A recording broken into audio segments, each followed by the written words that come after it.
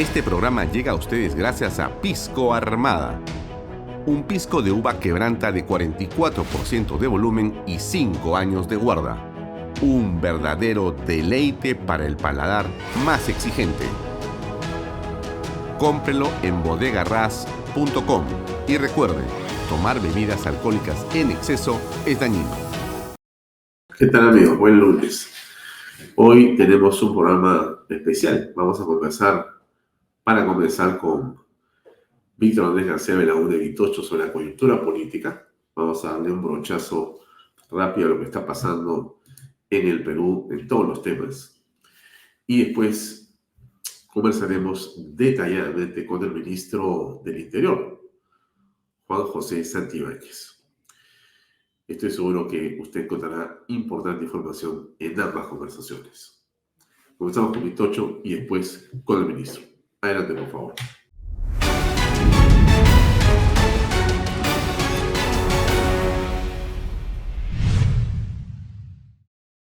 Bien, estamos con Vitocho aquí en Bahía Talks. Vitocho, gracias por acompañarnos. Gracias por la invitación. Varios temas de coyuntura. Quizá podríamos comenzar por el tema de la fiscalía. Y estamos en la cuenta regresiva para que la señora Benavides regrese supuestamente a ser fiscal de la Nación, pero hay por parte de la propia fiscalía propuestas, demandas, denuncias para que eso no ocurra. Mira, es un tema muy especializado y se está tratando hoy día como noticia diaria y no todos entendemos lo que está pasando. Yo mismo estoy desconcertado, no sé quiénes son los buenos y quiénes son los malos, porque hay una guerra sin cuartel. ¿Por qué esa guerra? Bueno, por apetitos y intereses. El primer tema acá es que la Fiscalía tiene un poder hoy día que no tenía antes. La Fiscalía es hoy día casi todo. El juez, ya no es juez instructor, ahora hay fiscal, todo lo hace el fiscal. Y entonces si el fiscal pide y ordena y tiene un protagonismo que nunca tuvo antes. ¿Y te parece que tiene un protagonismo político? Y totalmente, porque como es tan importante, está casi en la práctica, no en teoría, pero sí en la práctica por encima del Poder Judicial, evidentemente es un órgano de mucho poder que hay que capturarlo. Se está gobernando con la Fiscalía, porque se están metiendo presos y deteniendo a políticos, básicamente. No al Tren de Aragua, pero sí a políticos de diferente índole y diferentes sectores. Entonces, por lo tanto, la lucha política se ha trasladado a la Fiscalía. Y eso es peligrosísimo, empezó desde Chávarri prácticamente. Entonces, eso sí creo que es peligroso. Entonces, lo que ha pasado con la fiscal de la Nación hoy día, la Patricia Benavides, que lamentablemente tuvo unas buenas expectativas al principio y hoy día... No tanto, y estamos un poco decepcionados con ella, evidentemente, pero lo que se ha hecho ahí es se ha suspendido de manera express, muy rápido, pero ahora se le quiere una fiscal suprema igual que ella, que no podría estar allí porque ha sido acusado por la Patricia, o sea, se acusan mutuamente o se investigan mutuamente, lo cual es absurdo. Ha pedido ahora suspensión de 36 meses cuando eso no puede hacerlo. Tiene que primero haber una acusación constitucional y el Congreso, porque como es una mujer aforada, los cargos aforados tienen un procedimiento que tiene que pasar siempre por el Congreso para levantarse el fuero, así de simple. Entonces, me están pidiendo algo que a mi modo de ver es totalmente improcedente, que demuestre una ignorancia y desesperación, o ignorancia pues y vendetta, en fin, o todo junto o separado, pero en todo caso son cosas totalmente improcedentes al mismo modo de ver. Entonces, ¿Y qué tiene que ver el juez Checli en esto? Encima, han ido contra Checli para recusarlo porque él dijo que no era, no había razón para que a esta señora Benavides se le impidiera salir del país. Checli lo están recusando ahora porque dicen que está a favor, sin embargo, antes estuvo en contra.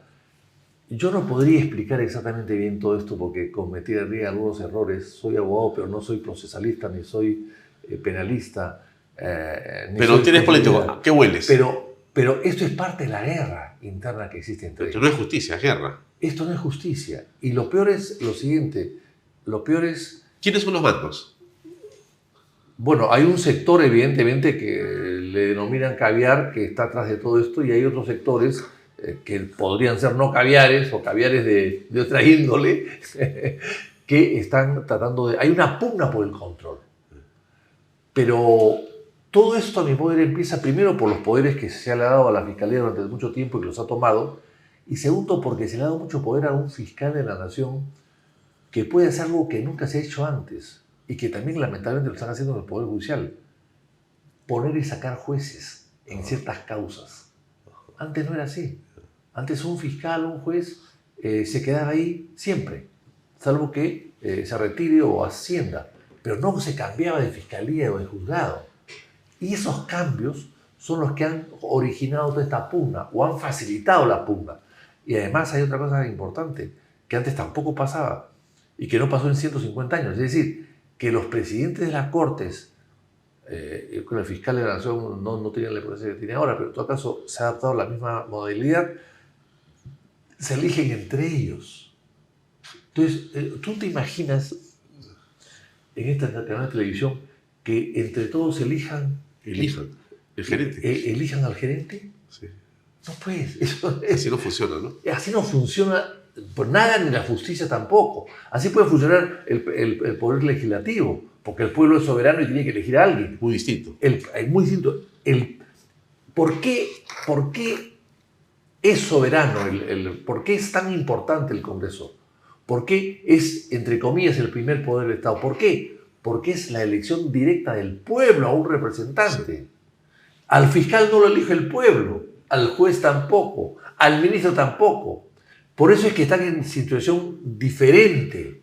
Y entonces hay que respetar, el pueblo es el soberano finalmente. Ahora, si el pueblo se equivoca, como suele equivocarse, y elegir mal, hay que educar al soberano. Ya lo decía José Faustino Sarmiento hace más de 100 años.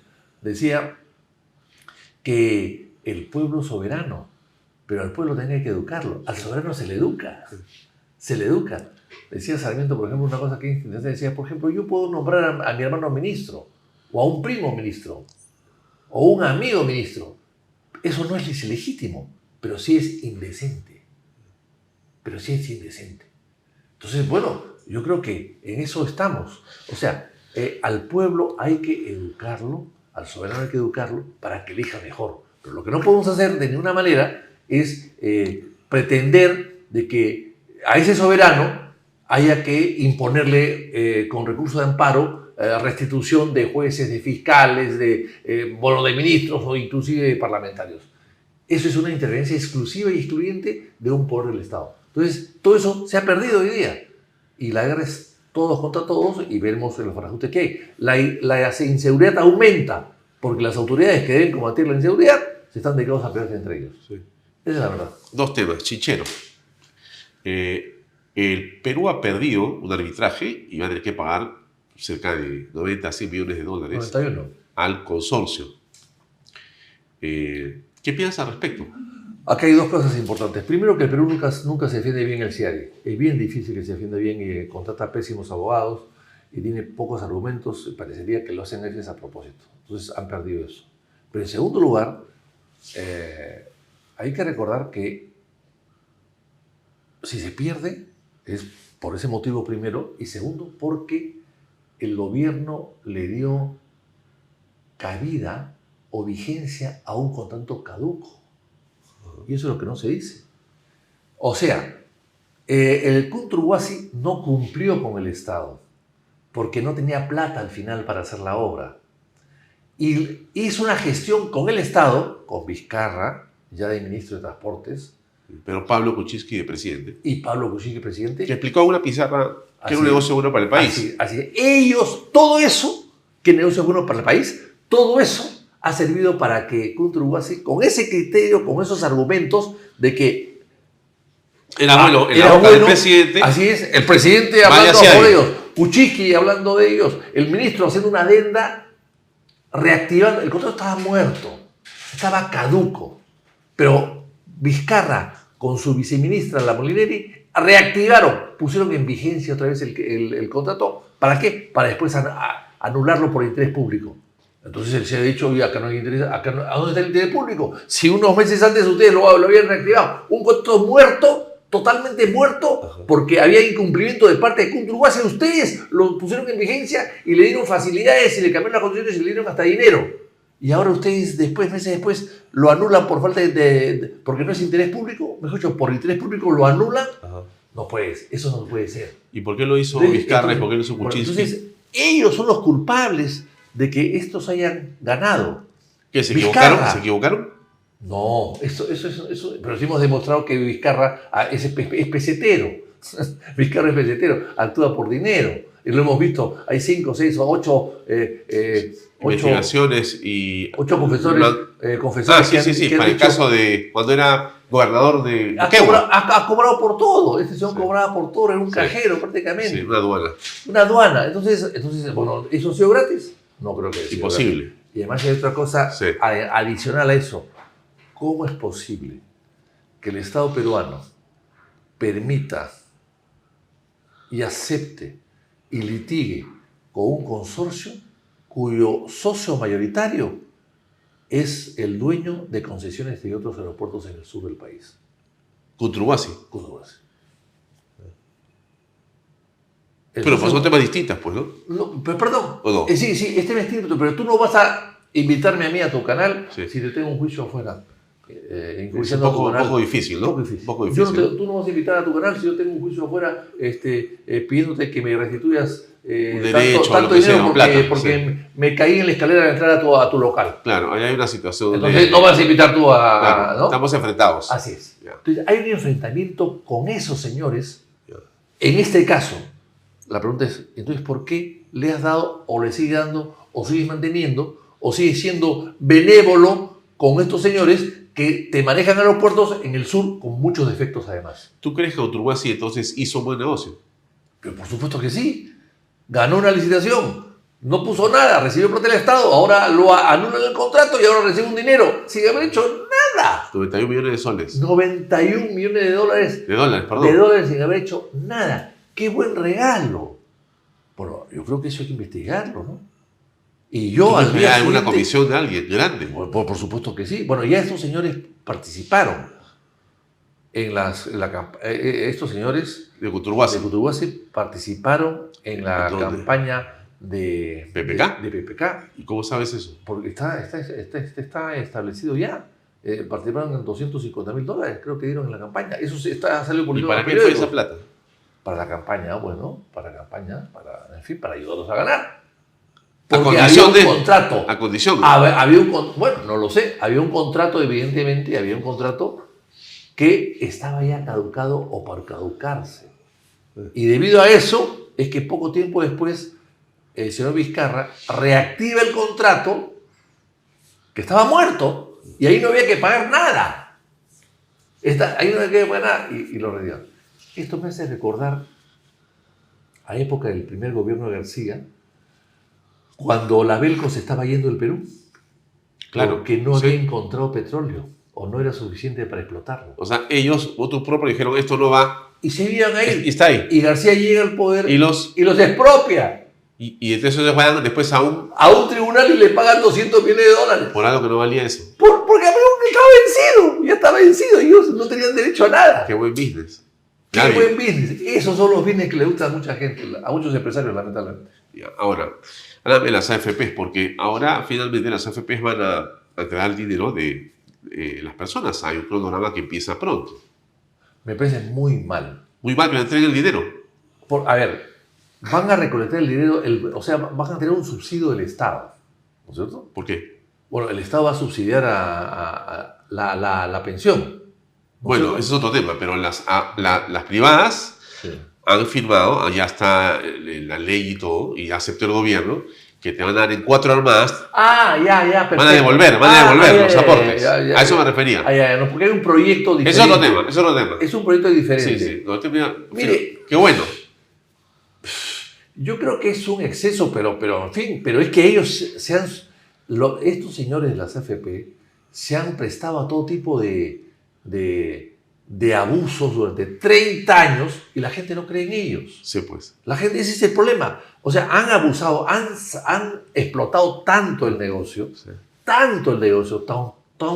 con tan poca consideración y respeto con tan poco tolerancia y flexibilidad, con tan poco cariño al pensionista, al ahorrista, sobre todo el más pobre de todos, que al final se han ganado el odio que tienen. Si en este momento hacemos un referéndum, usted quiere que la AFP se quede o se vaya, el 99% vota para que se vaya. Esa es la verdad.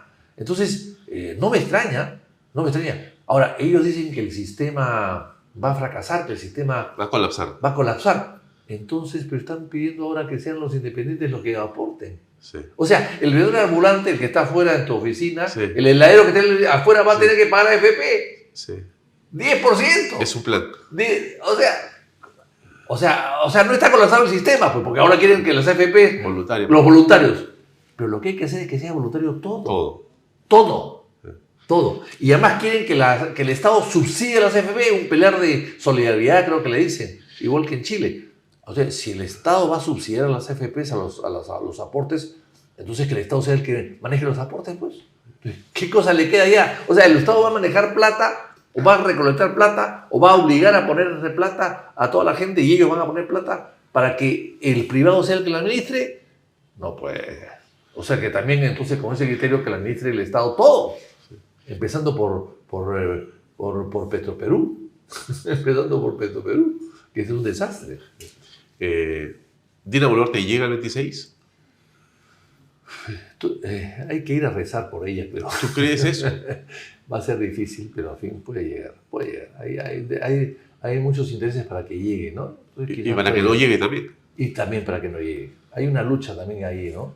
Pero ¿Ustedes como partido en qué están?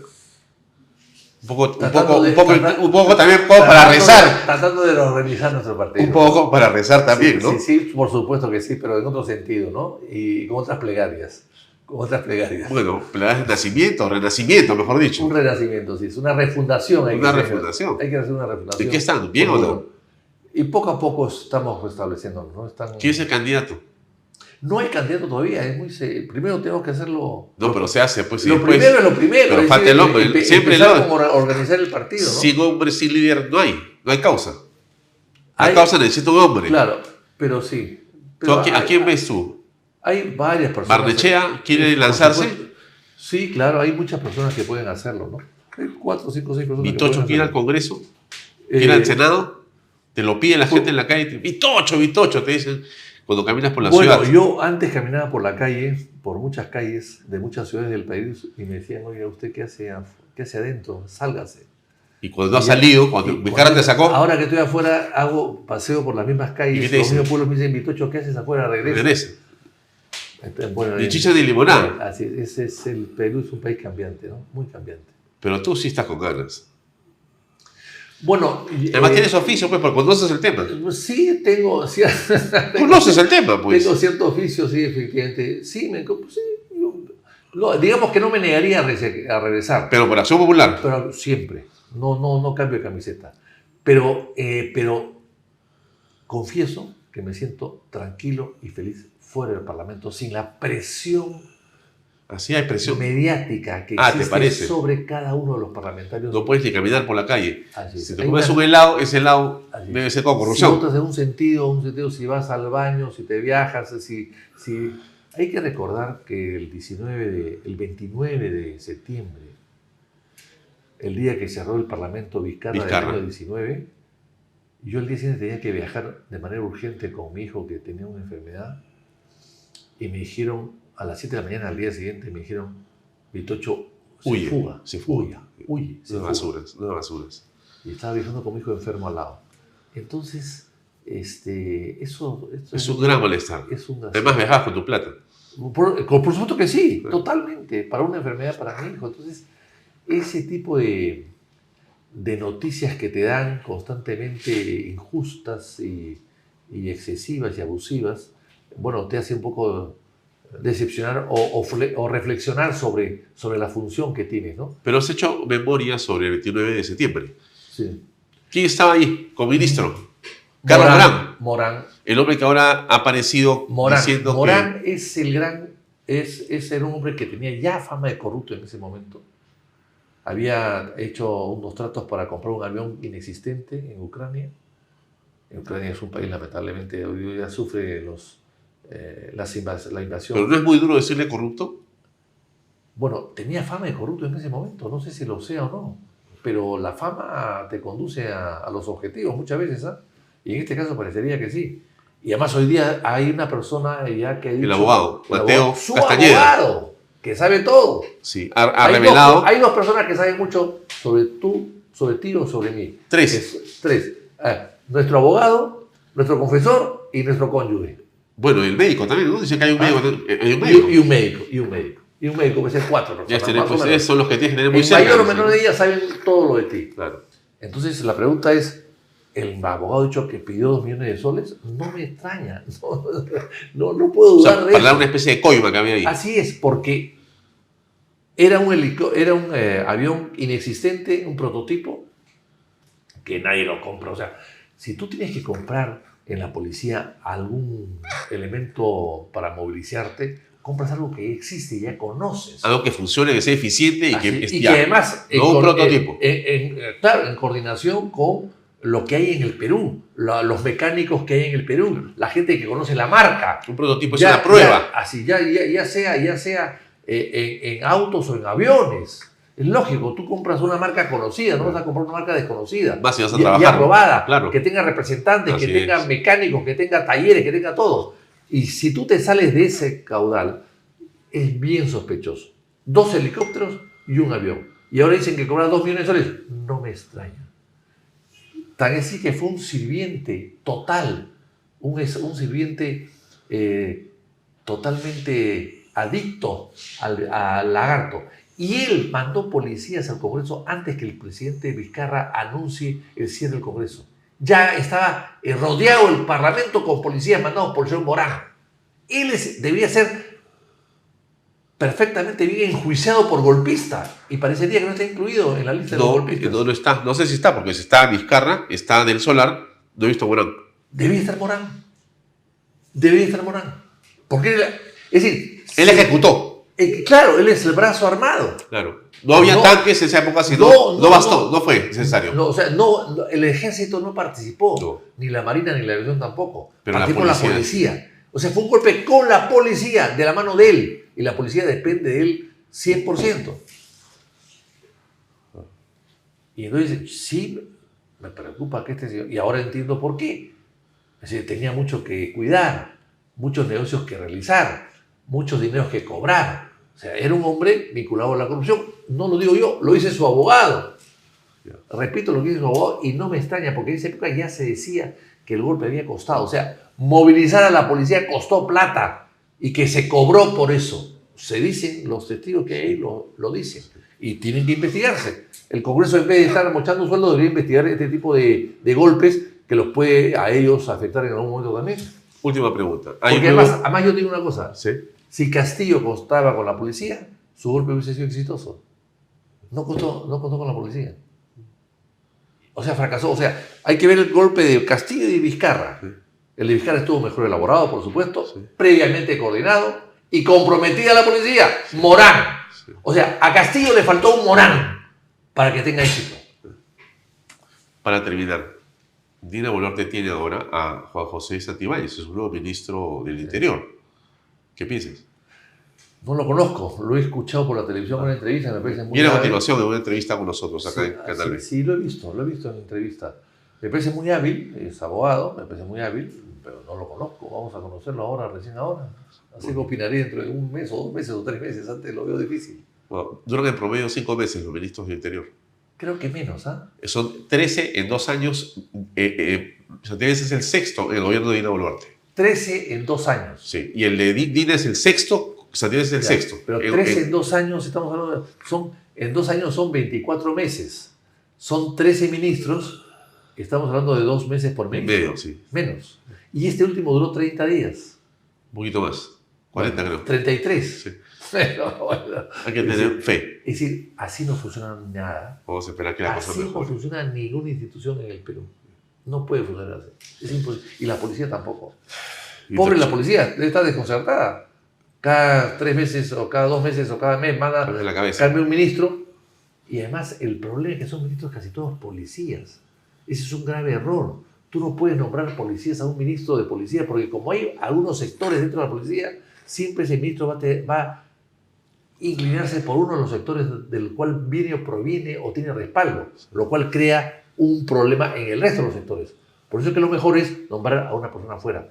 Igual pasa en educación o en salud.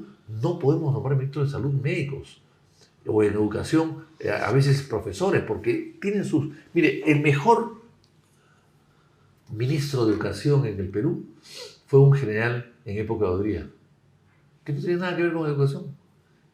Y un viceministro, Carlos Salazar Romero, que duró 22 años de viceministro en esa época. 22 años, que fue la continuidad. Tiene que haber continuidad y tiene que haber personas inteligentes y preparadas, pero no necesariamente del sector, porque el sector lo ponen al servicio de sus inclinaciones y eso es fatal, crea resentimientos en los otros sectores. Bien, Tocho, vamos a escuchar al ministro entonces. Gracias por venir. Vamos a ver al señor Juan José Santibáñez. Adelante.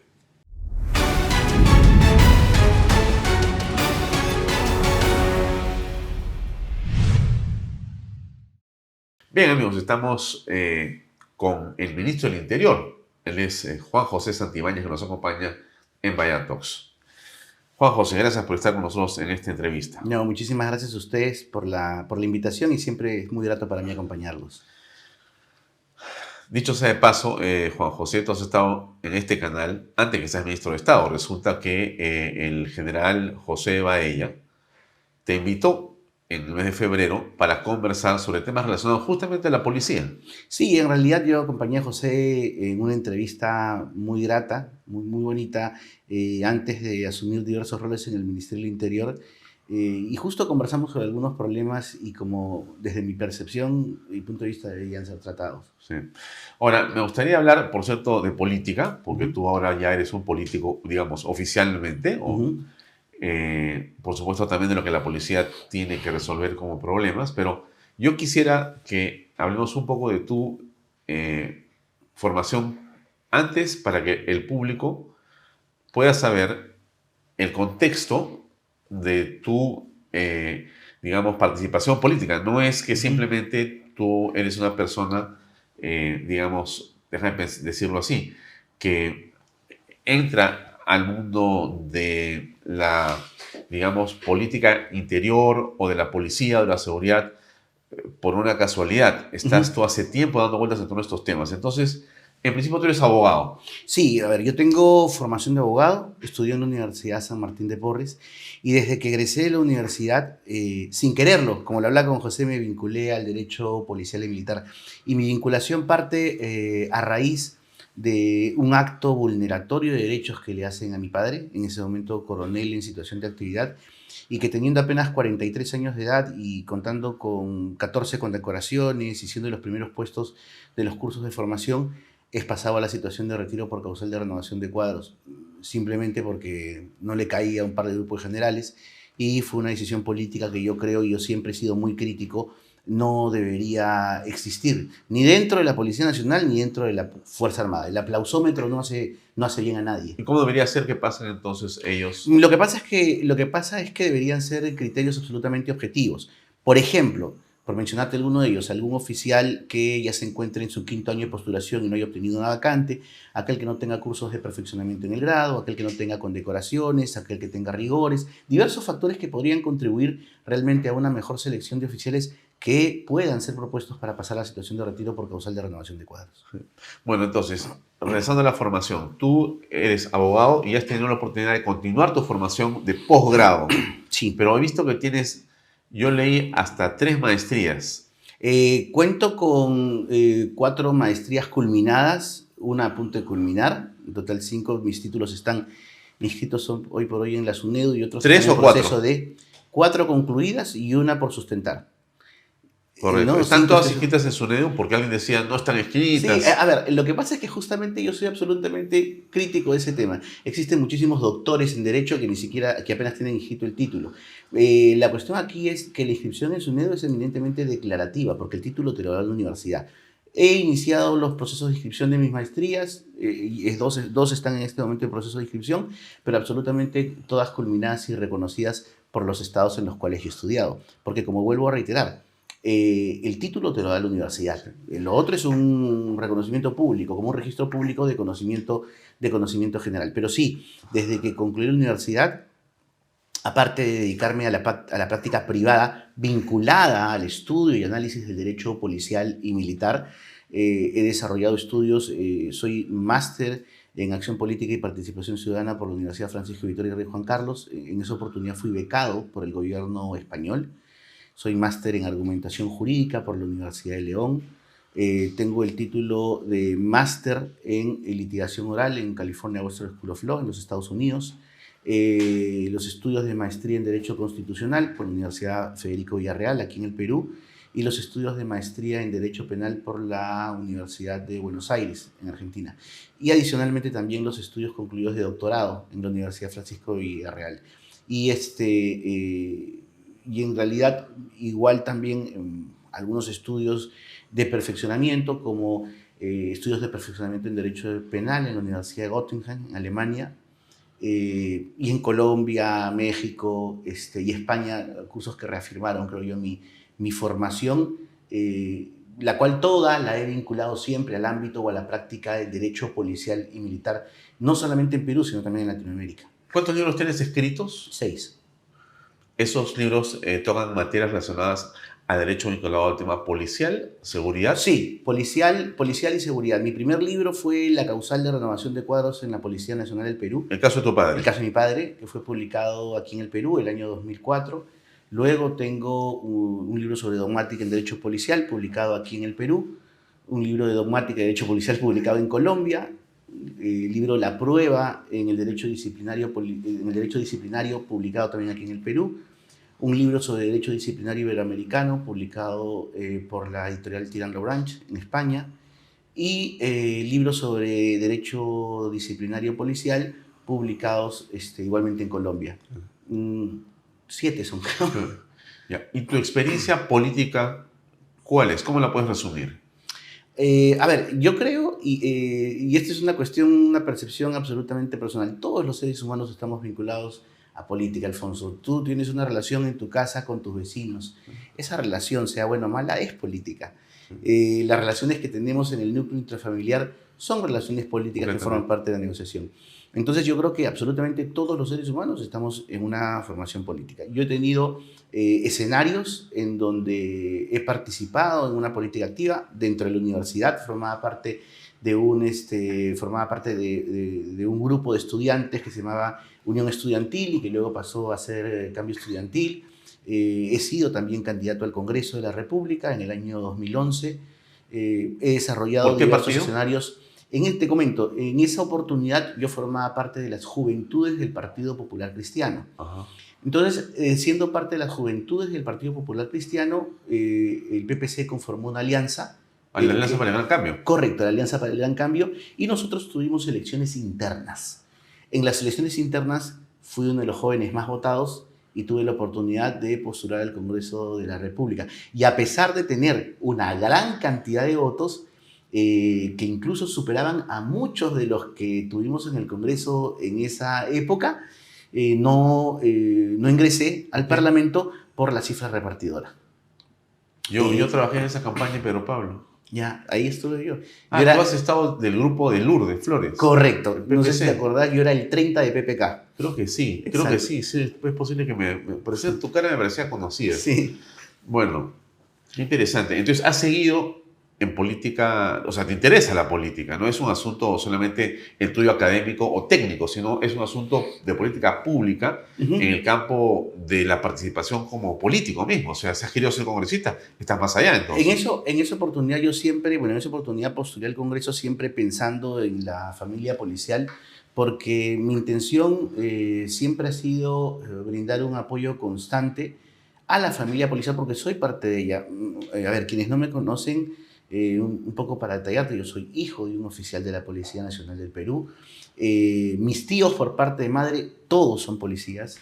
Uno de los varones es mayor en situación de retiro y los otros son suboficiales de la Policía Nacional del Perú que llegaron hasta el grado de superiores, ya hoy en situación de retiro.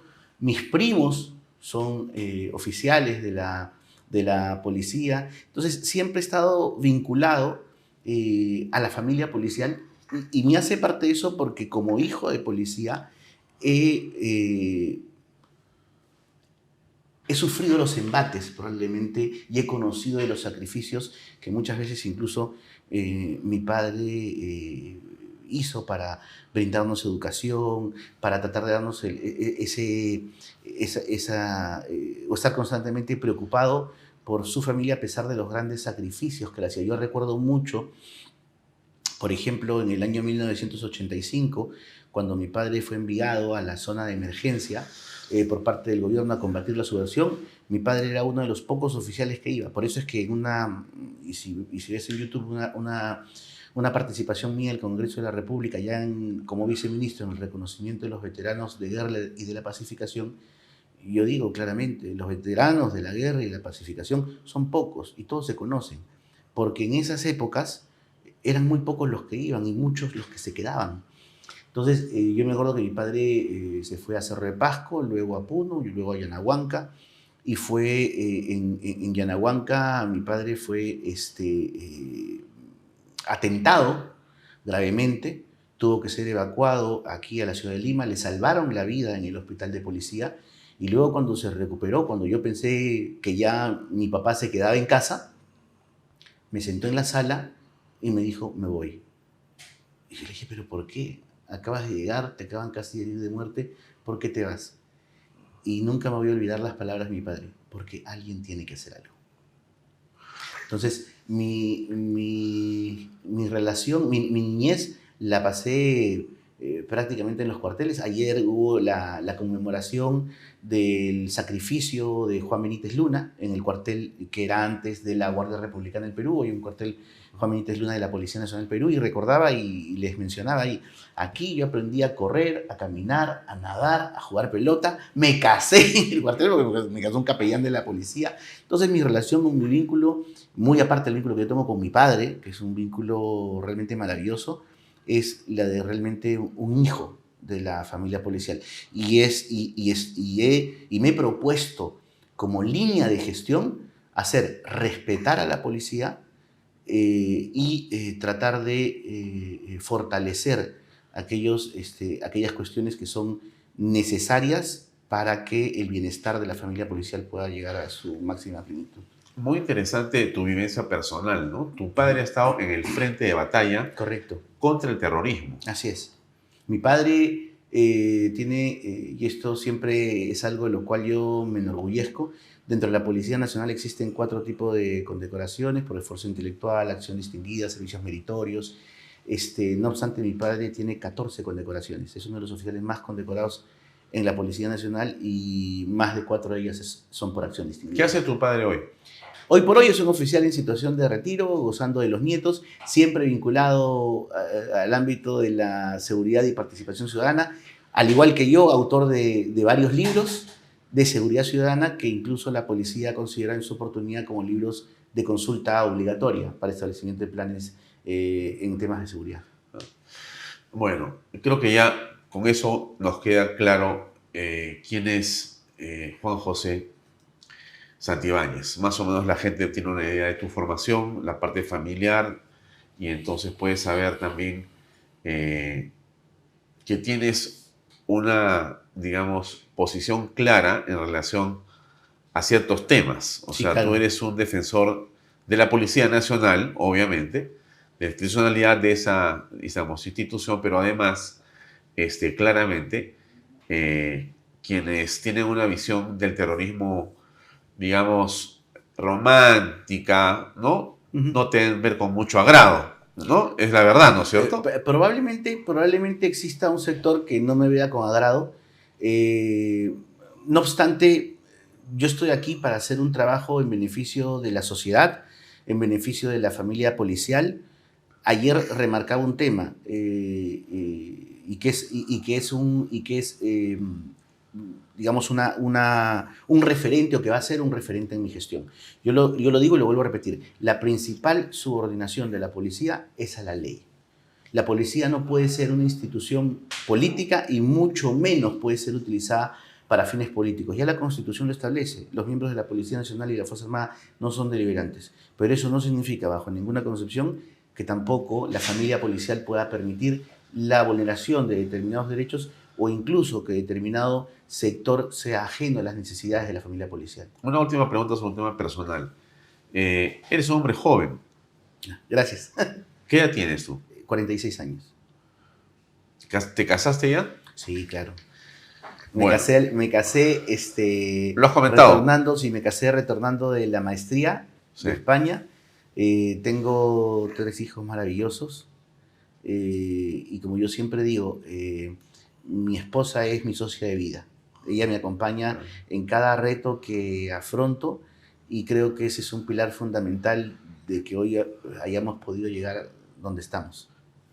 Y eres consciente, y tu familia también, porque una decisión política de ser ministro no es solamente una decisión personal, sino involucra a la familia. Sí. Has asumido esto y obviamente eres consciente de que estás en un cargo que tiene una vida muy corta, históricamente, porque en este gobierno de la señora Boluarte eres el 6º, si no me equivoco, de los ministros. Sí, correcto. Y en el gobierno de Perú Libre, creo que eres el 13º o algo por el estilo. Sí. Entonces, quiere decir que en promedio, si no me equivoco, estamos hablando de entre 5 meses o algo así, o menos, el tiempo de vida de un ministro del Interior políticamente hablando.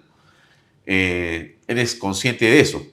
Sí, es que como yo creo, como lo ha manifestado ya el señor Premier, todos los ministros siempre están sujetos a una constante evaluación. Finalmente, soy consciente que este es un puesto de confianza, es un puesto político y finalmente hasta que se requieran mis servicios estaré brindando lo mejor posible de mí y de todo lo que pueda ofrecer. El teniente general José Baella fue llamado por la señora presidente Boluarte en algún momento. Conversaron. Entonces, ha contado a ella un tema muy interesante. Lo llamaron para tener esa cartera, la del ministro del Interior. Y él dijo con mucho gusto, ¿no? Y dijo, bueno, pero 3 condiciones muy pequeñas, muy simples, ¿no? Para poder asumirlo, ¿no? O sea, 3 pedidos, tres Sí. bases para poder asumir. Él Sí, dijo, yo tengo un plan, usted tiene un plan, yo tengo un equipo, dijo, y yo necesito un apoyo político y económico para poder hacerlo. O sea, 3 cosas. Sin esas 3 cosas no funcionan, ¿no? Como no le dieron luz verde en esa conversación y en las horas siguientes, él decidió no aceptar. Comenzamos con la parte política, estimado Juan José. Tú cuando has asumido este ministerio,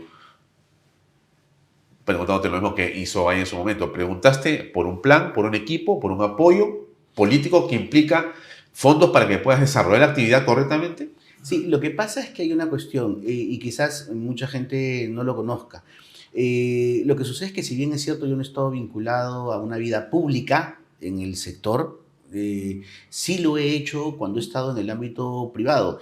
Soy uno de los asesores externos, por ejemplo, el Plan Mariano Santos, que es el plan que proyecta una policía al 2030. Y adicionalmente he prestado asesoría en diversos países de Latinoamérica a diversas policías, como la policía de Honduras, como la policía de Colombia. Una pequeña digresión. Sí. El asunto del Plan Mariano Santos es muy importante porque yo entiendo, por lo que he comentado acá también mencionaba ella, lo ha mostrado el plan y lo hemos conversado en extenso, es uno de los planes mejor Más ambiciosos. constituidos Sí. para la Policía Nacional del Perú, Es correcto. hecho por extranjeros, hecho por ingleses, en una combinación de gente con muchos profesionales, terminaron armando un proyecto y plan que tiene varios aspectos. ¿A eso te refieres con ese plan? Sí, lo que sucede, a ver, y esto es absolutamente cierto. Debemos recordar que cuando se quisieron modificar las estructuras de las policías más importantes en el mundo, no necesariamente tuvo una participación activa de los políticos locales. Recuerda que en los años 1940 la policía más corrupta del mundo era la policía de Hong Kong. Y lo que hicieron fue convocar a los ingleses para que hicieran una reestructuración y hoy por hoy la policía de Hong Kong es una de las policías más respetadas del mundo. Lo mismo se ha hecho, por ejemplo, en Honduras, donde tuve directamente la posibilidad de participar. Cuando fuimos convocados con el doctor Fernelli Castañeda, un reconocido abogado de Colombia, experto en estructuración de las policías, lo que se hizo fue construir un plan de régimen disciplinario que como primera acción tuvo la detención de un general en situación de actividad con varios oficiales que estaban involucrados en el tema de la corrupción. Entonces, si bien es cierto mi participación pública, en un cargo público, en un cargo como ministro, viceministro o asesor. No ha sido de una manera directa, siempre hemos estado vinculados a este sector. Cuando tuvimos la oportunidad de conversar con la señora presidenta, efectivamente yo lo que le solicité fue el apoyo a la gestión, cosa que recibí con mucho agrado. Y segundo punto, como bien refieres, el tema económico, que es sumamente importante. Lo que nosotros debemos tener en cuenta es que para combatir la criminalidad organizada se necesita dinero. No hay otra forma. Los grandes megaoperativos que la población puede ver por televisión cuestan millones. Y cuestan millones porque, a ver, solamente planteándote, nosotros tú ves 15 detenidos en un medio operativo, pero no sabes que cada detenido requiere necesariamente entre 4 y 6 efectivos que tengan que estar haciendo trabajos de inteligencia, luego trabajos de captura y luego de puesta a disposición del Poder Judicial o del Ministerio Público. Y cada uno de esos efectivos cuesta. Cuesta traslados, cuesta viáticos, cuesta gastos de inteligencia.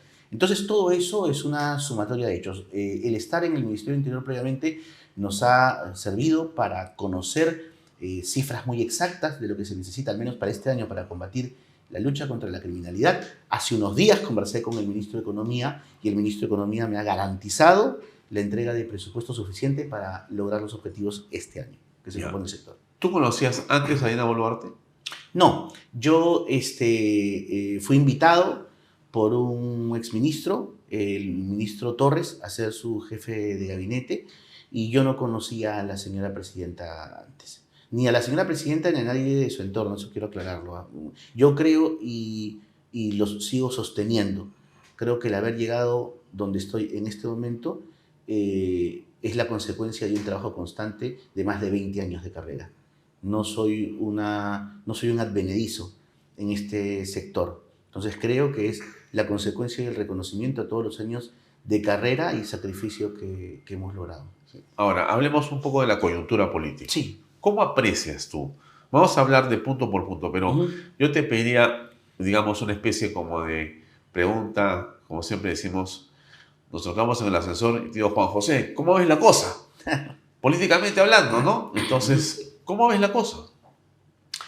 A ver, yo lo veo desde un punto de vista de mi sector. Yo creo que la ciudadanía, Alfonso, está cansada de muchos aspectos, pero un aspecto que realmente los tiene sumamente mortificados y molestos es el tema de la inseguridad.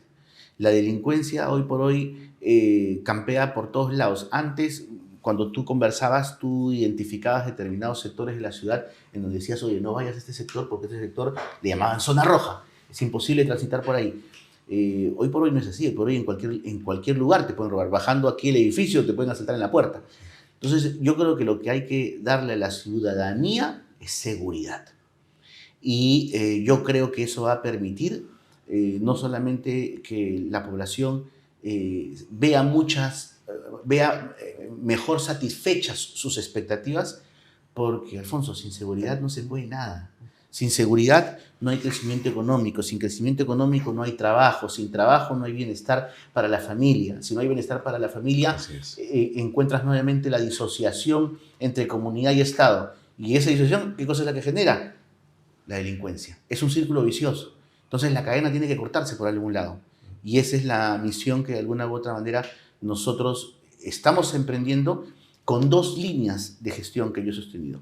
Primero, una línea de lucha frontal contra la corrupción, en la propia Policía Nacional incluso. Y segundo, una lucha frontal contra la delincuencia común y el crimen organizado.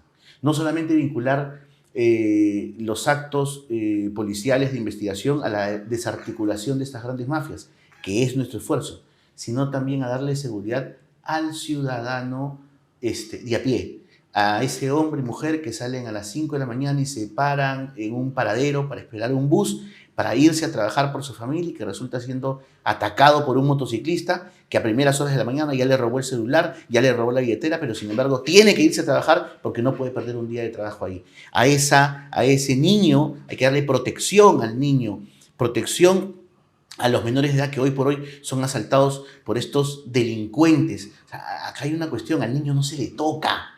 Al niño no se le toca. Y ese es otro eje de trabajo que estamos haciendo desde que he iniciado el sector. Y es más, y estas 2 líneas tienen que ir de la mano con un comando policial absolutamente comprometido. Yo he tenido 2 frases por las cuales he recibido algunas críticas y por otro lado no.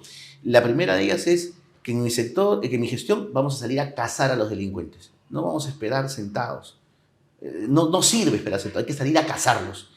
Y en segundo lugar, general que no trabaje, general que se va a su casa. Yo necesito, creo, como todo ciudadano, la producción de resultados de lucha contra la criminalidad. O sea, aquí hay que pedir resultados. Y esos resultados se van a medir con las intervenciones, con las detenciones, con el reconocimiento, por ejemplo, de mapas del delito, la identificación de lugares donde se encuentran los entes criminales y una lucha frontal contra la delincuencia. Eso es lo que tenemos que hacer. En las últimas horas se liberó al abogado de la doctora Boluarte, Mateo Castañeda. Uh-huh. ¿Te parece a ti como abogado que hubo un exceso en la fiscalía en esa detención? A ver, yo soy muy respetuoso del Estado de Derecho, soy muy respetuoso de las decisiones fiscales y judiciales. Creo que si el Poder Judicial, después de evaluar los recursos de apelación formulados por las partes, ha tomado una decisión basada en criterios objetivos, no conozco a profundidad el expediente porque no me he puesto a analizarlo, no soy abogado de ninguna de las partes, simplemente conozco como cualquier otro ciudadano. Pero estimo que si el Poder Judicial, una sala, y es más, una de las salas más respetadas del Poder Judicial, no es cualquier sala, ha adoptado o ha tomado esta decisión, es por alguna razón que garantice esencialmente un debido proceso. Como te vuelvo a repetir, no conozco el expediente a profundidad, por lo que no podría dar, creo yo, sería irresponsable de mi parte, dar un análisis legal al respecto. Pero sí soy de las personas que confía en la justicia de su país. Recordemos que los magistrados del Poder Judicial y el Poder Judicial como institución en sí misma es una de las que se fajó en la pacificación, porque si ellos no hubieran tenido el carácter para sentenciar a los terroristas, hoy no viviríamos como estamos viviendo, me refiero al tema en la lucha contra la delincuencia terrorista, el MRTA y Sendero Luminoso, y siendo respetuoso de eso, conozco tanto como lo conoce cualquier ciudadano. Confío en el Poder Judicial y en que la justicia en mi país debe funcionar. Se liberó al hermano de la presidenta, Nicanor Boluarte. Uh-huh. ¿Tienes una opinión al respecto? ¿Has hablado de esto con la presidenta? No, en el mismo sentido. A ver, yo no he hablado de estos temas con la señora presidenta porque entiendo que son temas propios de su entorno personal. Particularmente a mí me resulta absolutamente indiferente, y cuando digo indiferente es porque no lo vinculo con ningún acto con mi gestión, y simplemente veo por las noticias que es una persona que ha sido detenida, ha ejercido su derecho al debido proceso, ha tenido un triunfo a nivel procesal, porque no se puede desconocer ese hecho, pero más allá de eso no. Y no lo he preguntado a la señora presidenta porque entiendo que es un tema absolutamente particular, absolutamente familiar y que al menos en mi gestión del sector, o mi gestión política, no me incumbe. El grupo de oficiales de la policía que están apoyando a la EFICOP ha sido desactivado. Sí, correcto. El equipo especial ha sido desactivado en una decisión jurídica. Sí. Desde tu punto de vista, ¿eso se mantiene incólume? Eso es un caso cerrado para mí. ¿No vas a regresar sobre el tema? Como te vuelvo a repetir, Alfonso, es un caso cerrado para mí y te lo voy a explicar, por qué. Aquí tenemos el siguiente escenario. Lamentablemente en el Perú hemos estado acostumbrados muchas veces a que existan normas, órdenes, disposiciones que se sacan al caballazo. Sí, eso siempre se ocurrió así, sin respetar el marco jurídico, sin respetar la ley. Para que sea emitida una resolución ministerial, que es un acto administrativo regulado por la ley 27444, ese acto administrativo tiene que ser consecuencia necesaria de actos previos. Esos actos previos son estudios, análisis, informes. Para que se emita una resolución ministerial de ese nivel, es necesario un informe de asesoría jurídica, un informe de asesoría jurídica de la Policía Nacional, una hoja de recomendación de Estado Mayor, un informe de la Oficina de Normalización del Ministerio del Interior, porque tiene que ver justamente con la estructura y la modificación del Decreto Legislativo 1267, la Ley Orgánica de la Policía Nacional. Bueno, resulta que ninguno de estos documentos fue proyectado. Y la resolución salió porque a alguien se le ocurrió que debía salir a una solicitud, efectivamente, del Ministerio Público con nombres propios. Entonces, en un acto de control posterior, habilitado por la ley, y es más, incluso dentro del plazo, porque la propia norma te establece que solo tienes 3 años para hacer este control posterior, se advirtió que este documento había sido emitido con esas falencias y lo que se procedió es a declarar su nulidad. Coincidencia, Dentro del es una ámbito de- coincidencia, ¿no? Es una coincidencia, pero mira, yo me Aunque voy, no Alfonso, existen en política pero mira, las yo me voy, coincidencias. yo me voy, Alfonso, a los efectos, ¿correcto? Sí. Porque yo aceptaría ese Suspicacia. reclamo o Ya, esa suspicacia Ajá. si es que el efecto jurídico de la nulidad de la resolución, el efecto jurídico o real, ¿qué cosa hubiera sido? El entorpecimiento de la detención del señor Boluarte y de las personas que fueron detenidas. ¿Eso pasó? ¿Acaso el señor Boluarte no fue detenido? ¿Acaso el señor Boluarte con las personas que fueron detenidas no estuvieron en la carceleta? ¿No estuvo la DIVIAC O sea, que no se ha participando? menoscabado O sea, la eficacia de la unidad. Correcto. Entonces, ¿cuál termina siendo el efecto? Si el fin para el cual está constituido, por ejemplo, una unidad orgánica como la DIVIAC, porque es una unidad orgánica dentro del Decreto Legislativo 1267, la Ley de la Policía Nacional, cumple su rol y sus funciones. Por el contrario, la demostración de este acto acredita que nuestras unidades orgánicas funcionan. Y después de esa detención, se han dado la detención de alcaldes, se han dado la detención de organizaciones criminales, se han seguido dando detenciones importantes. Entonces, ¿cuál era esencialmente ese trabajo? Nosotros, al momento, como institución, al hacer un análisis de todo este tema, advertimos esta cuestión y, adicionalmente, tenemos una resolución del Tribunal Constitucional que avala la decisión, que es el precedente vinculante 533 del año 2020. El Tribunal Constitucional resolvió una demanda competencial entre el Poder Judicial y el Ministerio del Interior, en donde en una resolución que tiene más de 160 páginas hizo un análisis sobre las prerrogativas de la institución policial para normar su organización, funciones, selección, ascensos. Y determinó el Tribunal Constitucional que por mandato constitucional, a excepción de los ascensos a generales, la Policía Nacional es absolutamente autónoma justamente por el poder constitucional que tiene, que es su poder coercitivo de lucha contra la delincuencia. Ya lo dice el Tribunal Constitucional. Por eso es que yo he dicho, entiendo que la Fiscalía puede aperturar investigaciones o diligencias preliminares para investigar, pero recomendaría a los fiscales tomarse un poquito de tiempo y leer esa resolución, porque en todo caso también, ojo, estaríamos aquí frente no solamente a intromisión de funciones, sino que a acciones que pudieran ser sujetas incluso a una denuncia constitucional. Ojo, tengamos mucho cuidado. Entonces, aquí las cosas claras. Y como esto ya lo he referido en reiteradas oportunidades y creo que ya lo he explicado hasta con manzanitas, Sí. para mí es un tema cerrado. Se habla de Colchado, el coronel Colchado, Correcto. que hay una animadversión del Ejecutivo por la forma como él participó e intervino en la residencia de la señora presidenta Dina Boluarte. Es más, en su cumpleaños esa torta famosa es una razón aparentemente para también haberla puesto dentro de sus observaciones y haberlo pasado o suspendido de su labor en la DIVIAC. ¿Qué piensas del coronel Colchado? A ver, primero quiero explicarte un tema. De acuerdo a la ley, que es la ley 3714, la ley de régimen disciplinario de la Policía Nacional del Perú, existen 2 formas de aperturar procesos a un oficial. ¿Correcto?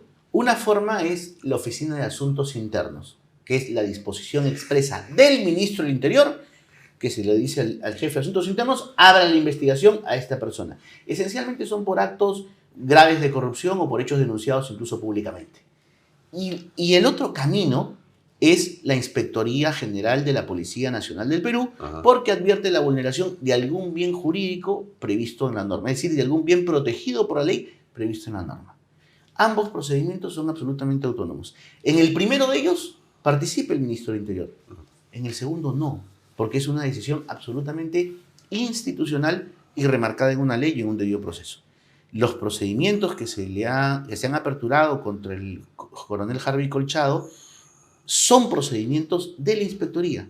en donde ni el Ministerio del Interior ni ninguna autoridad política, judicial, puede tener injerencia, porque ese procedimiento está sustentado en lo que jurídicamente se llama la relación especial de sujeción intensificada, que es absolutamente privativa entre el oficial y la entidad. Y eso lo dice la ley.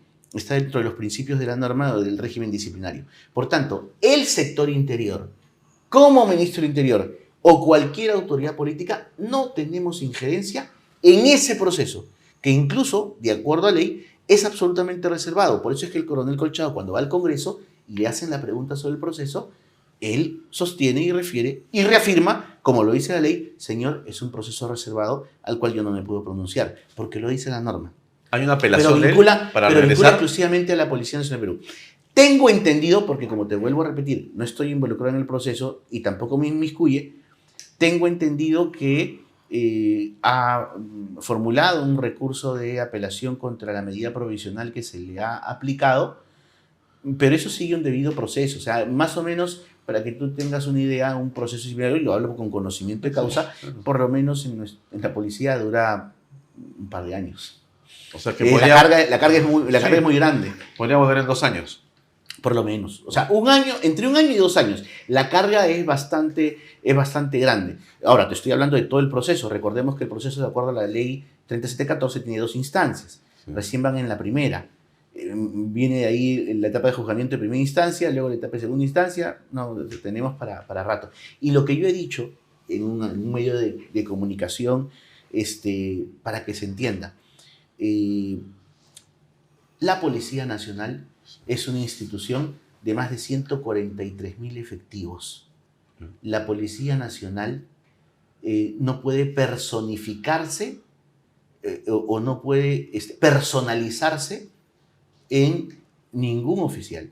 O sea, hoy, por ejemplo, sostienen el coronel Colchado, mañana será que el capitán Santibáñez, mañana el comandante Pérez. No, la policía es una institución, no es deliberante. Podemos rescatar determinados actos, ¿no?, de oficiales, pero como institución la policía tiene que seguir caminando con Santibáñez o sin Santibáñez, con Colchado o sin Colchado, con Pérez o sin Pérez.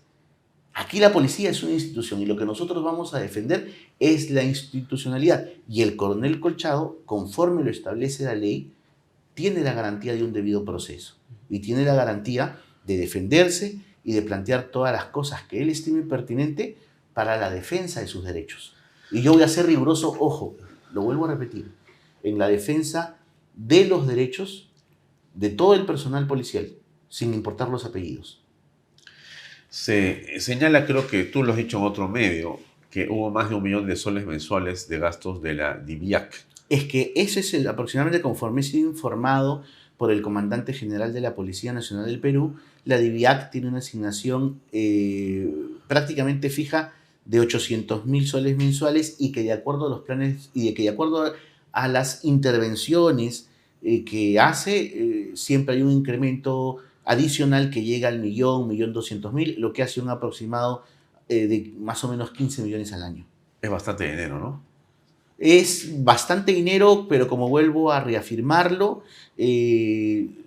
todo organismo del Estado está sujeto a un control, y además, no de la policía, sino de Contraloría. Te comento, la DIGIMIN, que es un órgano de inteligencia, tiene en este momento o está atravesando una situación de control por parte de la Contraloría General de la República desde el mes de febrero de este año, porque todos los gastos tienen que auditarse.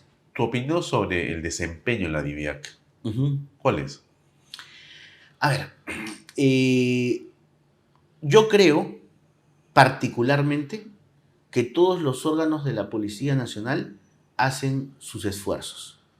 Lo que nosotros tenemos que hacer hasta el momento y de lo que yo he advertido, han tenido importantes intervenciones e importantes operativos. Eso no significa que no puedan estar fiscalizados, sea la DIVIAC, sea la DIRCOCOR, sea Tránsito, sea la Unidad contra Minas, cualquier unidad, ¿correcto? Esencialmente, ¿cuándo ves tú la prolijidad del trabajo? Cuando ese trabajo es judicializado. Y cuando se judicializa y se analizan todas las actividades realizadas, ahí puedes ver realmente si el trabajo ha sido efectivo.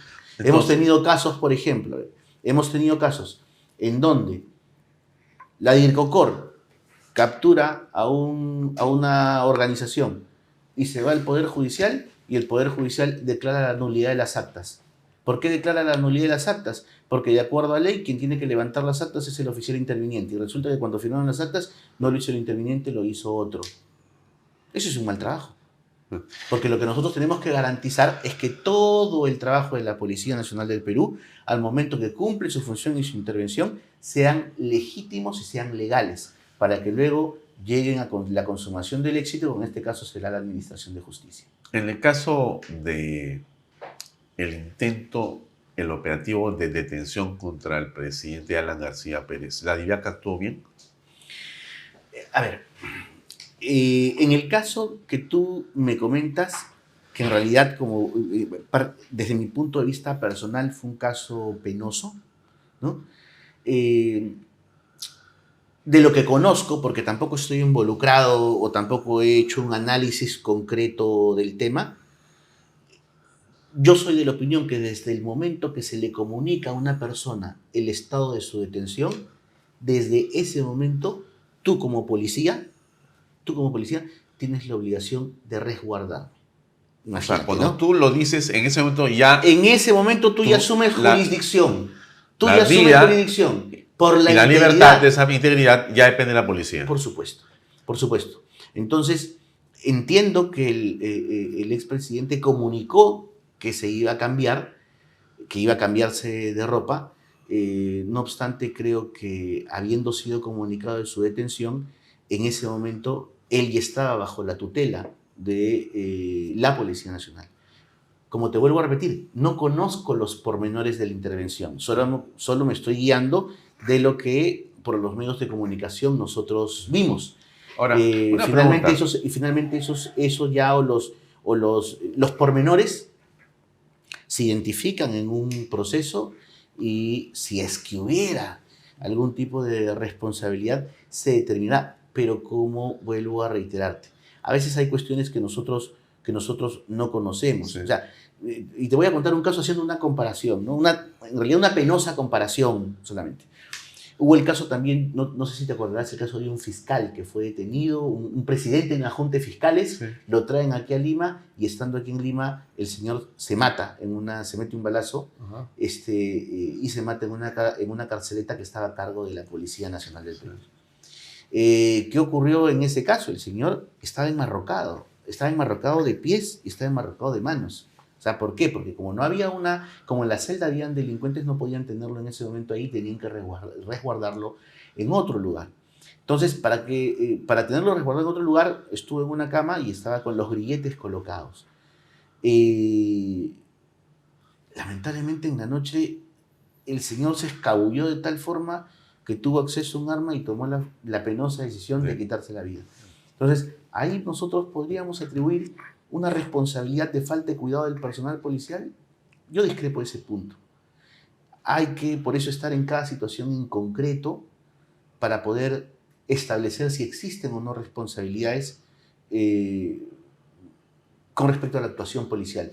Por eso es que yo siempre soy sumamente cuidadoso cuando me preguntan sobre calificativos de actuaciones policiales, porque en realidad hay que conocer la realidad para poder dar una conclusión. Sí, porque ahí estuvo como ministro Carlos Morán, ¿no? Uh-huh. Y hubo todo un manto en torno al asunto de las escuchas que se le hacían a la casa de García desde un vehículo que llevaba equipos de interceptación telefónica y demás, y que Morán y la policía cubrió para que sacaran esa mochila famosa que estaba ahí, que era evidentemente lo más importante, ¿no? El equipo de interceptación. Una historia muy truculenta, por decirlo menos, que algún día tendrá que investigarse, ¿no? Yo creo que existen... Quizás tú puedes ayudar. Yo creo que existen siempre, digamos, relatos fuera de los oficiales, ¿no? De que se cuentan siempre intervenciones que marcan la historia. A veces son lo cierto. Que a veces son lo cierto o a veces no terminan de ser leyendas, ¿no? Yo creo que en su oportunidad todo será investigado y como mi padre siempre me dice, la verdad siempre se llega a saber, tarde o temprano se llega a saber. Y yo creo que nosotros Desde nuestro lugar lo que tenemos que hacer es estar comprometidos siempre con la Hay una verdad. pregunta cortita. ¿Tú crees que a Alan García se le cercó? A ver, te vuelvo a repetir, no conozco el expediente, no conozco, digamos, las investigaciones que existieron en torno a este proceso. Conoce lo que conocemos todos. Conozco lo que conocen todos desde mi punto de vista jurídico. No, Ojo, eso no. no. Te pregunto como ciudadano. Tú eres Eh, un padre de familia, antes que nada y sobre todo. Sí, claro. Un ciudadano. No, yo creo que debemos cuidarnos siempre de los excesos, de donde vengan.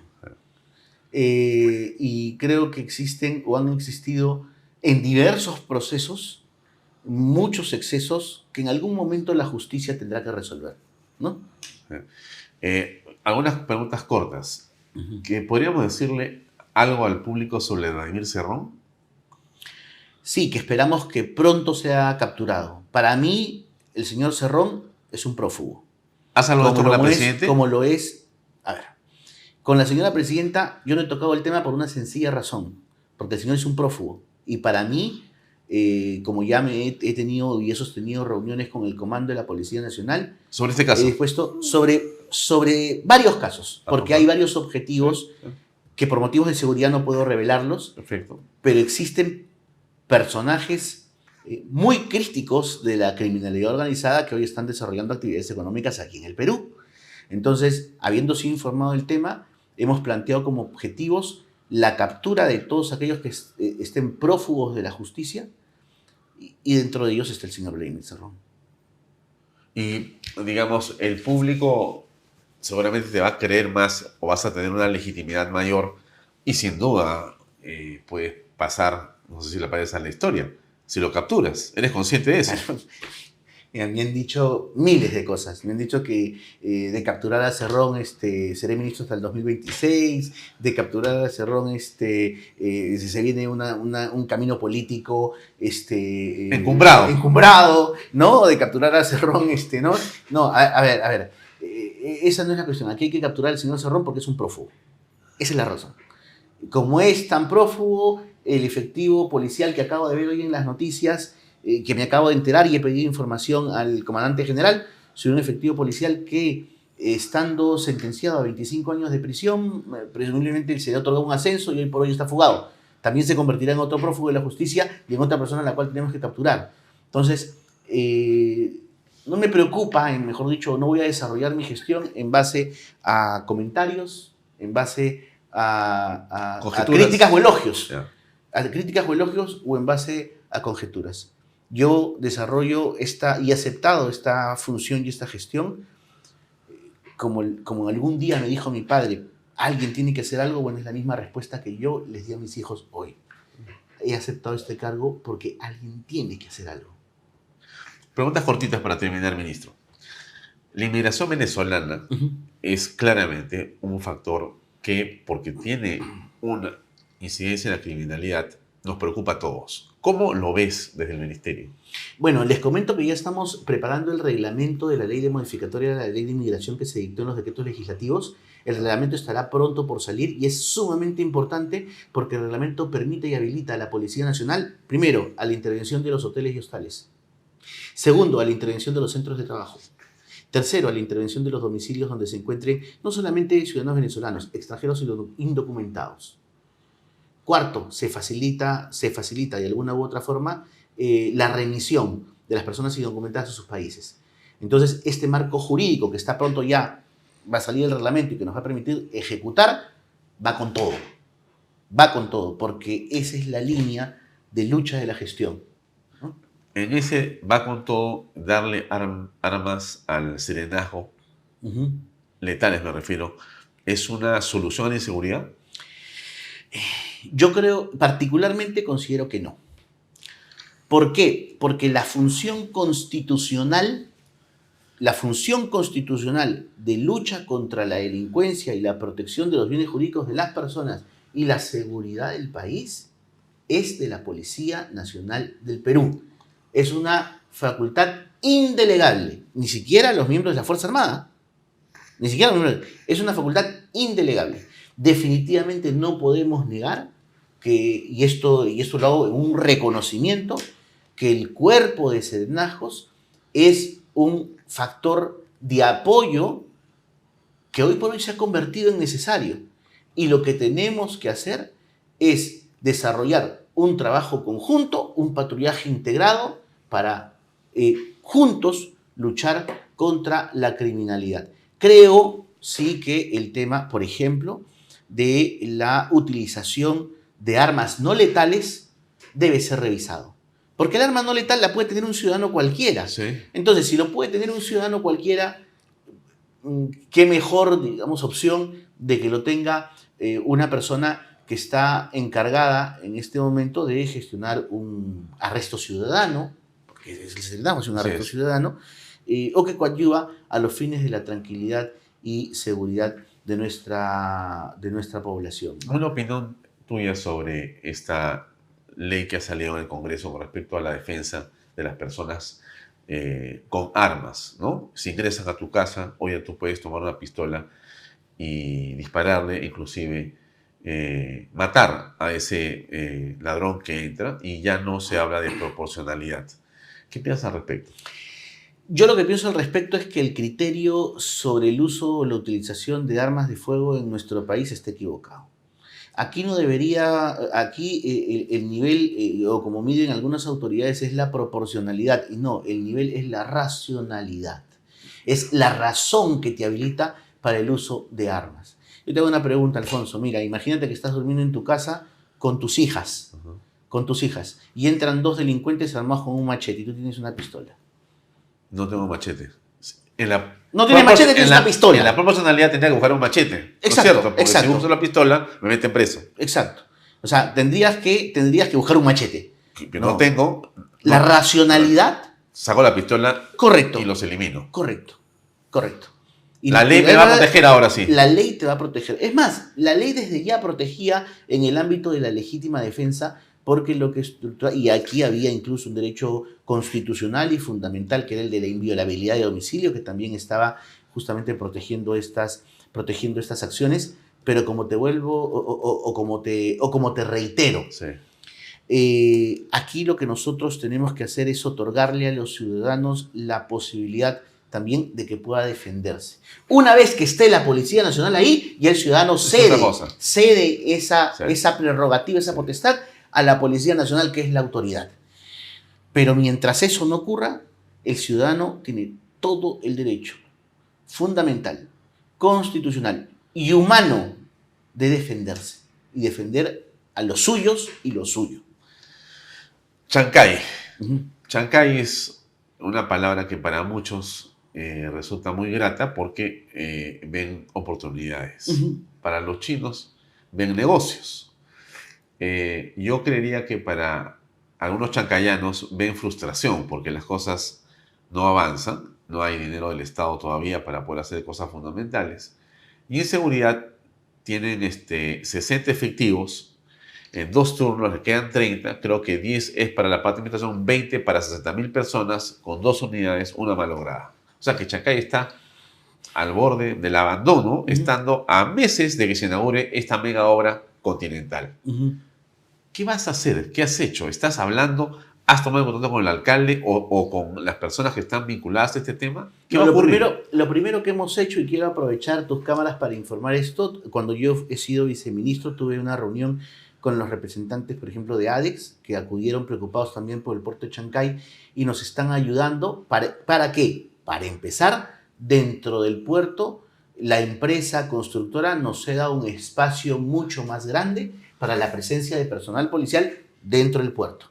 Con respecto a las afueras, nosotros como Policía Nacional tenemos un terreno aproximadamente 5.000 metros. Exacto, a 2 kilómetros, de los cuales ya se está gestionando todo el proyecto de inversión. 2 años. Para que se construya, déjame terminar, para que se construya un complejo policial que permita satisfacer las necesidades de la población. Mientras eso ocurra, lo que vamos a hacer es, recuerda que el ministro Ortiz comunicó a la población que estábamos en una acelerada y que este julio iban a salir aproximadamente más de 5.000 policías, 450 oficiales y 4.500 efectivos suboficiales. Bueno, estamos coordinando con el comandante general de la Policía Nacional para que una importante dotación de efectivos sea enviado a Chancay.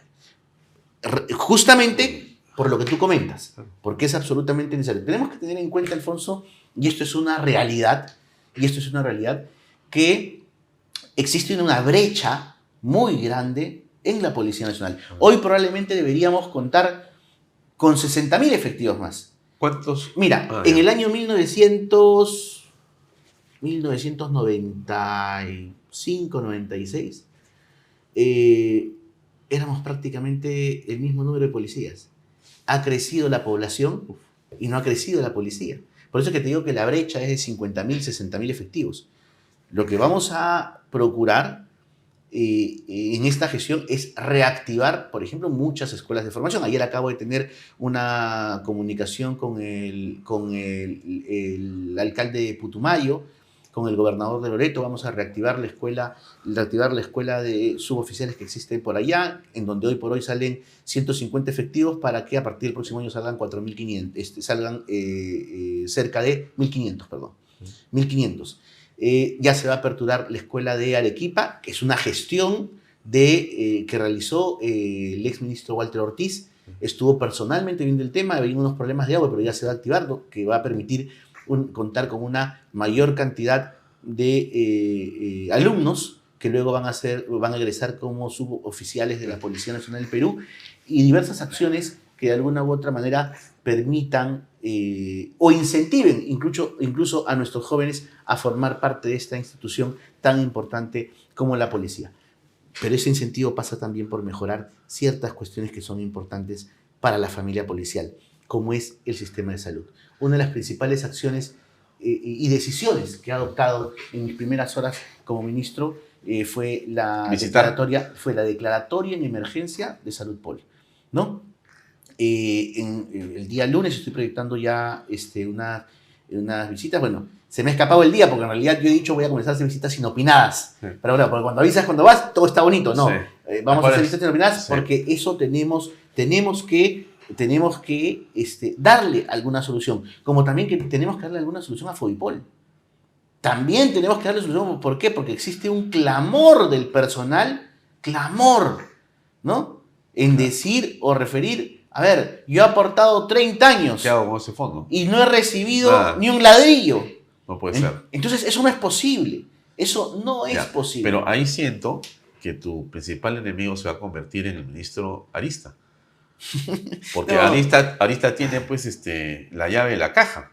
Y hay un tema importante. Tú dices, vamos a posiblemente trasladar un grupo importante de policías a Chancay. Pero los llevas a los policías y los tienes que regresar en la tarde, porque no hay dónde dormir, no hay dónde comer, cómo los trasladas. Es todo un tema logístico para que tú has dicho al principio, sin plata no funciona esto. Lo que pasa es que en ese sentido ya hemos tenido conversaciones con la gobernadora de Lima, la presidenta regional de Lima. Estamos en conversaciones justamente para la asignación de algunos lugares importantes. Por un tema de estrategia aún no puedo referirlo, pero sepan que sí es una preocupación. O sea, en la logística para ese grupo de gente está de alguna manera ya prevista o está dentro de la discusión. Estamos en este momento dentro de la proyección de la discusión y no solamente para el puerto de Chancay, también para el nuevo aeropuerto que abre el 17 de diciembre. Claro. O sea, es que todo ese complejo es bien difícil de manejar por tema de seguridad, es tremendo. Es todo un contexto, pero para lo cual ya nos estamos preparando. Sí. Porque estás en una de las carteras más complicadas que hay, ¿no? Y te deseamos mucha suerte, en verdad, porque tienes una gran formación, tienes un buen corazón por lo que nos has comentado, con lo que el público que ve esta entrevista va a sentirse seguramente muy interesado en lo que vas a hacer. Pero tienes demasiados enemigos, dentro y fuera.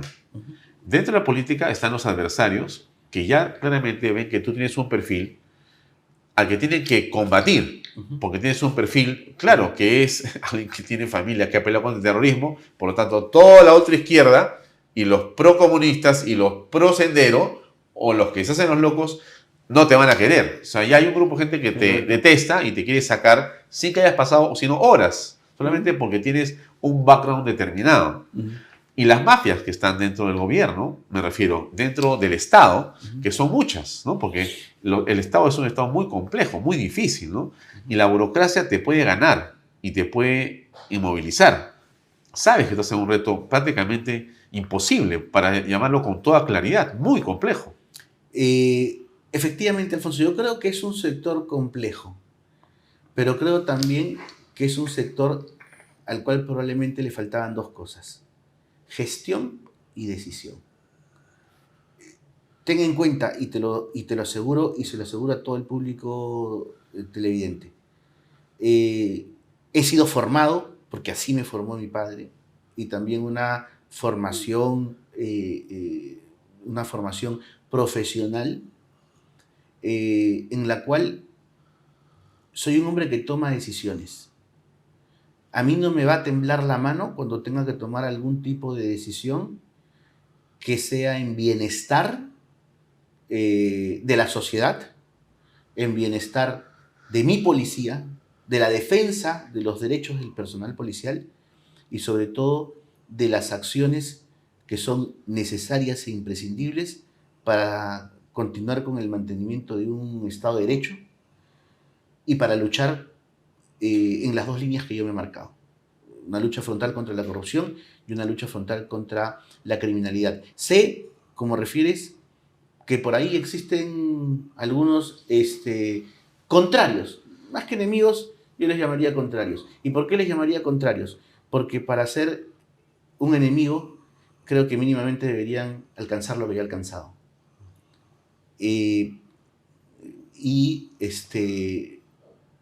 lo que voy a hacer es trabajar honradamente, con corazón, con pasión, y finalmente lo único que me preocupará a mí es el lugar que la historia me dé, no que los contrarios o adversarios políticos se preocupen por citar hoy de mí. ¿La presidenta se va a China? A ver, el itinerario no solamente de la señora presidenta, el itinerario de la señora presidenta, de los ministros, varía de acuerdo muchas veces a los temas coyunturales. Entiendo que los viajes, esencialmente por ejemplo a China, que es un socio estratégico, hoy por hoy del Perú, resulta ser muy importante porque hoy tenemos a puertas el tema del puerto de Chancay, y entiendo que por el momento es un viaje que está programado. Es inoportuno para unos. Hay que pensar, creo, en el futuro del Perú. Hay que pensar en el futuro del Perú y ver qué cosa es necesario. A ver, en China no te atienden pues porque llames por teléfono y digas: hola, soy de Perú, me puedes reservar el día de mañana una cita. No, yo creo que hay oportunidades que como país no debemos desaprovecharla y finalmente tendrán que evaluar las autoridades pertinentes qué es lo más conveniente para el país. Una última cortita. Sí. El APEC está también a puertas, es a fin de año. Esta gran cita de gobernadores y líderes empresariales, mundiales, políticos. El Perú sería, en todo caso, el blanco también de una estrategia de ataque de las, digamos, fuerzas del mal foráneas. Es correcto. Hablo del terrorismo internacional, hablo de Hezbollah y demás. Tú estás inmerso en esa batalla, en realidad, y todos sabemos, porque aquí la información circula por todos lados, que hay, sin duda, ya avanzadas, o hay estrategias, o hay terroristas de vuelo, Hezbollah y otros movimientos que están dando vueltas, están mirando, y en Bolivia o en otros países tienen hasta sus campos de entrenamiento. Eso es peligrosísimo, en realidad. Estamos en la mitad de un evento mundial que puede ser una tragedia si no tenemos la seguridad adecuada y recae sobre tus hombros. Tú eres el ministro del Interior. Así es. ¿Qué vas a hacer? A ver, no solamente tenemos APEC, tenemos también los Juegos Panamericanos que se vienen. Nosotros ya estamos en procesos de implementación de softwares como el AVIS, que nos permite el reconocimiento facial de absolutamente toda persona. ¿Y cuál es lo interesante? Que este reconocimiento facial está interconectado y que, por ejemplo, si pasa Alfonso, probablemente con la cara mirando hacia otro lado, automáticamente te va a reconocer igual. Y está interconectado con los departamentos de seguridad, no solamente del Perú, sino también Interpol y de demás. Interpol, en donde van a identificarse las diversas alertas. Estamos preparando también, y está casi listo, diversos niveles o mecanismos de seguridad que por obvias razones no puedo hacerlos públicos, pero tengan por seguro que esperamos con el trabajo que estamos desarrollando y el trabajo que estamos haciendo, los objetivos que nos hemos trazado se logren en el más corto plazo. Dentro de ellos, la seguridad para los peruanos y para todos aquellos que resuelvan venir al Perú por diversas razones, ya sea razones de gobierno, como es el APEC, o simplemente a visitar nuestras lindas tierras para conocer al Perú maravilloso del que somos parte. Bien. Juan José, gracias por estar a disposición en esta conversación. Gracias por tus declaraciones, muy amable de tu parte. Te deseamos mucho éxito, que es el éxito del país, ¿no? Todos están preocupados por la seguridad, eso es quizá de todo es lo más complejo, ¿no? La economía la puedes llevar de una u otra manera, pero sin seguridad no vas a poder salir adelante. Sí, claro. Y tú eres consciente, lo has dicho durante la entrevista. Gracias por estar este día con nosotros. Muy amable de tu parte. Muchas gracias a ustedes. Gracias, amigos. Eso es todo por hoy. Vamos a una pausa. No, nos pedimos. Hasta mañana. Gracias. Este programa llega a ustedes gracias a Pisco Armada. Un pisco de uva quebranta de 44% de volumen y 5 años de guarda. Un verdadero deleite para el paladar más exigente. Cómprelo en bodegarras.com y recuerde, tomar bebidas alcohólicas en exceso es dañino.